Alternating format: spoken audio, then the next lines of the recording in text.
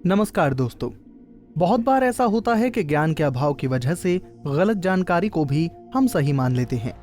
जैसे कि नवग्रह मंगल, बुध, बृहस्पति, शुक्र, शनि, सूर्य, चंद्रमा, राहु और केतु के बारे में किसी आम व्यक्ति को ज्यादा जानकारी नहीं होती, इसलिए वो बातों में फंस जाते हैं। इसलिए हम आपको इस वीडियो में सरल भाषा में एस्ट्रोलॉजर गुरमीत बेदी के माध्यम से ग्रहों से जुड़ी जानकारी देंगे।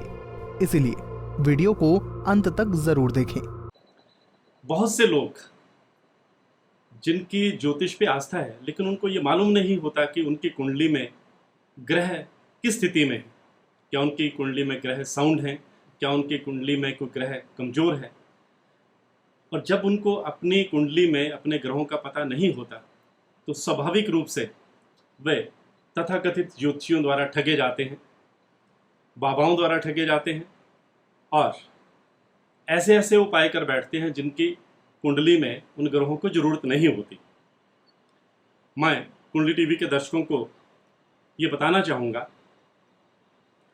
कि हमारे ज्योतिष में 9 ग्रह होते हैं। वैसे तो इस खगोल में, इस परमंड में बहुत से ग्रह हैं, लेकिन ज्योतिष में 9 ग्रहों की बहुत महत्ता है। और इन 9 ग्रहों में जो 2 ग्रह हैं, राहु व केतु, ये शैडो ग्रह हैं, छाया ग्रह हैं, विजिबल नहीं हैं, दिखाई नहीं देते। और ये जो बाकी के 7 ग्रह हैं उन्हें हम देख सकते हैं, हम दूरबीन से उन्हें देख सकते हैं। और ये तमाम 9 ग्रह जो हैं ये हमारी ज़िंदगी पर प्रभाव डालते हैं, अच्छा प्रभाव डालते हैं, बुरा प्रभाव डालते हैं। जैसी कुंडली में उन ग्रहों की स्थिति होती है वैसा वैसा ये प्रभाव डालते हैं।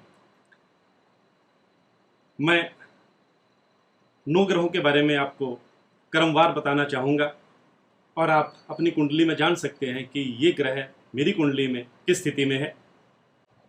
सबसे पहले हम बात करेंगे सूर्य की।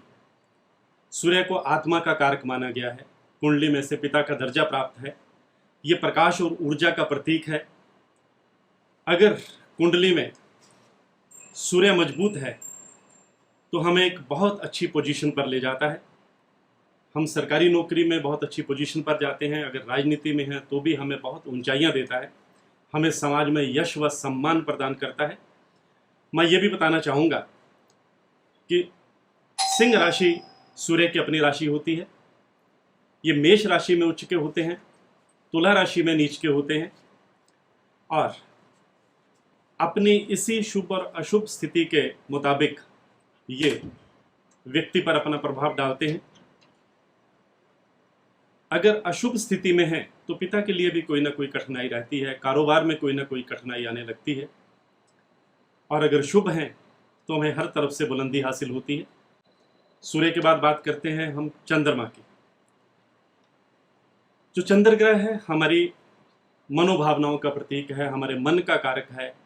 चंद्रमा हमें एक आर्टिस्टिक नेचर देता है, हमें बहुत संवेदनशील बनाता है। कर्क राशि चंद्रमा की अपनी राशि है। ये वृषभ राशि में उच्च का होता है और वृश्चिक राशि में नीच का होता है। जब ये उच्च का होता है तो हमें जिंदगी में धन संपदा की कोई कमी नहीं रहती, खूब यशमान मिलता है, हमें एक अच्छे कलाकार बनाता है, एक अच्छा लेखक बनाता है। लेकिन यही चंद्रमा अगर कुंडली में नीच का हो जाए तो हमारे मन में हमेशा एक उथल पुथल मची रहती है, एक बेचैनी रहती है, हमारा स्वास्थ्य कमजोर रहता है। हमारे माता के लिए भी, उसके स्वास्थ्य के लिए भी चंद्रमा का नीच होना अच्छा नहीं होता, हमें यह जीवन में मायूसी भी देता है। अब चंद्रमा के बाद बात करते हैं तीसरे ग्रह मंगल की। मैं ये बताना चाहूँगा कुंडली टीवी के दर्शकों को कि मंगल ग्रह को हमारे नवग्रहों में सेनापति का दर्जा प्राप्त है। ये मेष राशि और वृश्चिक राशि, ये मंगल की अपनी राशियाँ होती हैं। ये मकर राशि में उच्च का होता है और कर्क राशि में ये नीच का होता है। जब मंगल कुंडली में कर्क राशि में बैठकर नीच का हो जाता है तो कई बार ये ब्लड रिलेटेड कोई इन्फेक्शन भी दे देता है।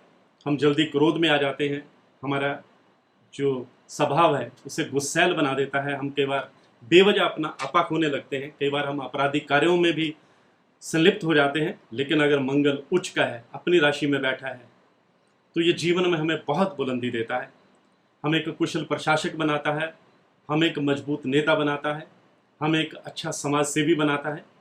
मैं आपको ये भी बता दूं कुंडली टीवी के दर्शकों को कि प्रधानमंत्री नरेंद्र मोदी जी की जो कुंडली है वो वृश्चिक लग्न की, और वृश्चिक लग्न का मालिक भी मंगल है।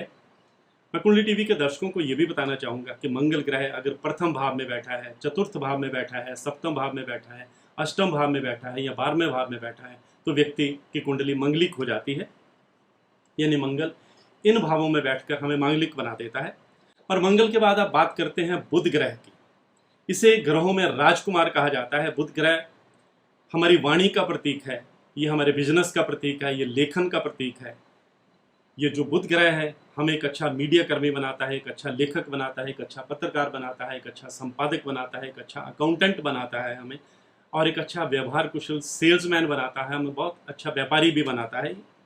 लेकिन अगर कुंडली में बुध ग्रह कमजोर हो जाए या अशुभ हो जाए तो हमें बिजनेस में घाटा होने लगता है, हम पढ़ाई में पिछड़ने लगते हैं, हमारा व्यवहार शुष्क हो जाता है।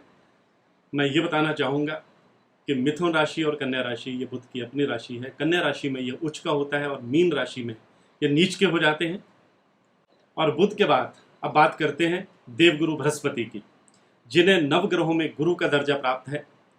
अगर हमारी कुंडली में बृहस्पति बलवान हैं, उच्च के हैं या अपनी स्वराशि के हैं या केंद्र में बैठे हैं तो ऐसा व्यक्ति ज्ञान के मामले में, सत्कर्म के मामले में, ईमानदारी के मामले में, विद्या के मामले में और प्रसिद्धि के मामले में, संपदा के मामले में बहुत श्रेष्ठ होता है।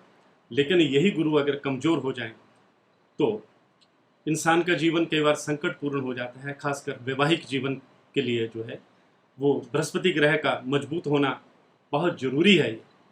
और बृहस्पति ग्रह अगर कमजोर हो जाते हैं तो कई बार हमें पेट से संबंधित रोग दे देते हैं, लिवर से संबंधित रोग दे देते हैं, हमारी जो स्किन है वो रूखी सूखी रहने लगती है और हमें बेवजह गुस्सा भी आने लगता है।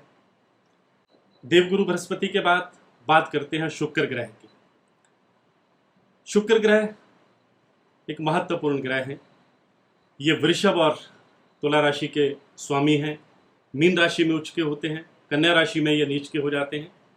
जीवन में इन्हें सभी भौतिक सुखों का कारक माना जाता है। शुक्र एक ऐसे ग्रह हैं जिन्हें अंग्रेजी में वीनस कहा जाता है, यानी सौंदर्य की देवी। तो हमारे शास्त्रों में इन्हें असुरों का गुरु कहा जाता है, यानी दैत्य गुरु। शुक्र ग्रह को जीवन में भोग, विलास, संपदा, नैसर्गिक प्रेम और अच्छे दाम्पत्य जीवन का प्रतीक माना जाता है।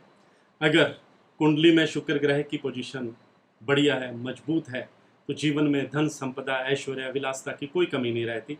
लेकिन जब ये नीच के हो जाते हैं तो कई बार हमें कोई स्किन रिलेटेड कोई प्रॉब्लम दे देते हैं, दाम्पत्य जीवन को भी ये नीरस बना देते हैं।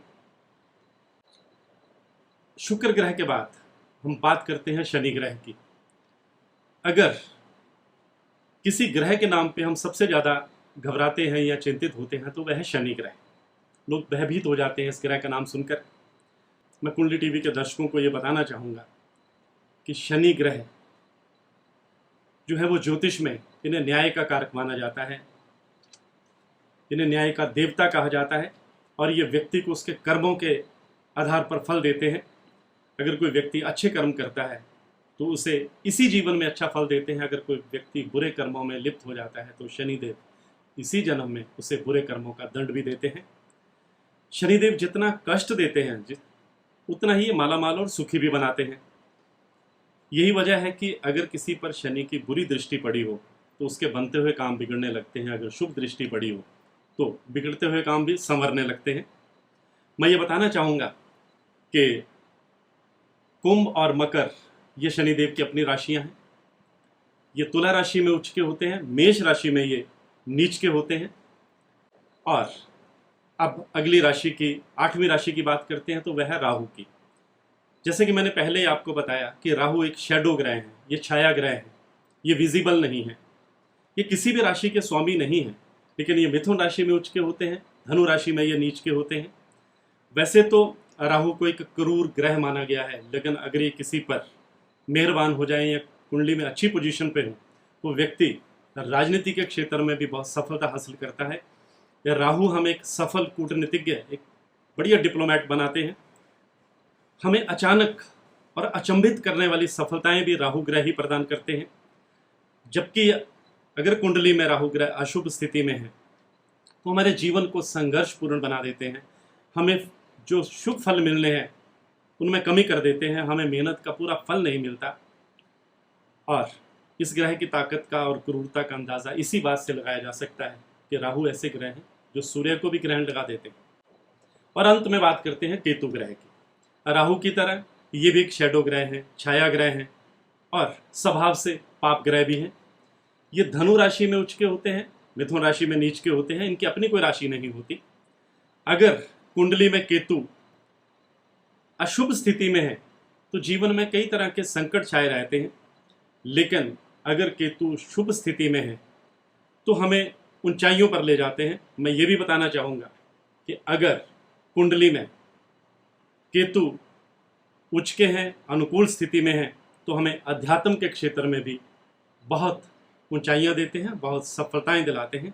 तो ये तो थी 9 ग्रहों की बात। हम अपनी कुंडली में इन ग्रहों की स्थिति अपने आप जान सकते हैं, बजाय इसके कि हम ज्योतिषियों के चक्कर काटें और बेवजह के उपाय करें। अगर हमें लगता है कि हमारी कुंडली में इन ग्रहों में से कोई ग्रह कमज़ोर है तो फिर उपाय करना लाजमी हो जाता है। इसी तरह की और भी जानकारी लेने के लिए हमारे चैनल को सब्सक्राइब करें और नई वीडियो की नोटिफिकेशन के लिए बेल आइकॉन दबाएं। अगर आप ये वीडियो फेसबुक पर देख रहे हैं तो वीडियो को लाइक और शेयर करें। साथ ही अपनी राय कमेंट बॉक्स में जरूर बताएं। धन्यवाद।